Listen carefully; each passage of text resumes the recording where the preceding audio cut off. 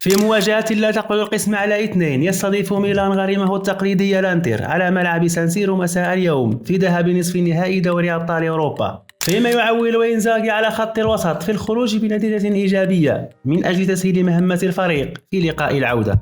ويعد وسط الأنتر هو النقطة المضيئة بالفريق في ظل امتلاك مجموعة من العناصر المميزة والمتنوعة فنيا التي تجعل الفريق قادرا على التحكم في إيقاع المباريات. ولعل باريلا النجم الإيطالي صاحب 26 ربيعا أبرز لاعبي الأنتر لكونه مايسترو وسط الملعب وصاحب حضور الكبير في المباريات الكبرى. باريلا رغم كونه أصغر لاعبي خط الوسط بين زملائه إلا أن تألقه اللافت وقدرته على تسهيل مهمة المهاجمين جعله اللاعب رقم 1 في خط الوسط، ويعد ثاني أكثر لاعب مشاركة بالأنتر هذا الموسم بالتساوي مع نيريك مخيتريان بفارق مباراة واحدة فقط عن إيدين جيكو. النجم الإيطالي يمتاز بامتلاكه لقدم رائع تجعله قادرا على التسديد المتقن بالإضافة لعرضيته السامة على الخصوم ورؤيته الممتازة للملعب وتمريراته البينية بين الخطوط.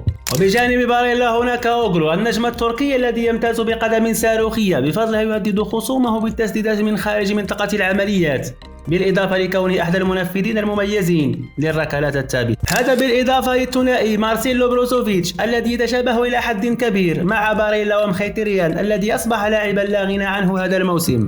فبالرغم من كبار سنه تجاوز 34 عاما إلا أنه ثاني أكثر لاعبي المستخدمين رفقة باريلا بفضل أدواره الدفاعية والهجومية. وفي منطق الأرقام تمكن رباعي وسط الأنتر منذ بداية الموسم الجاري من تسجيل 18 هدفا وقدم 20 تمريرة حاسمة، وفي المقابل لا يعد خط وسط الميلان بنفس القوة مقارنة بالأنتر سواء من حيث التنوع أو الفاعلية، مما يمنح الأنتر الأفضلية في لقاء الذهاب. ويعد توناري أبرز لاعبي وسط الروسونيري بجانب إبراهيم دياز الذي لعب العديد من المباريات كمنتصف ميدان هجومي بجانب كل من إسماعيل بن ناصر وتوماسو بوبيغا ورادي كرونيتش وشارل كيتيراري، حيث تمكن هذا السداسي سويا من تسجيل 15 هدفا وقدم 17 تمريرة حاسمة، وهو ما يوضح الفرق الكبير بين خط وسط الفريقين.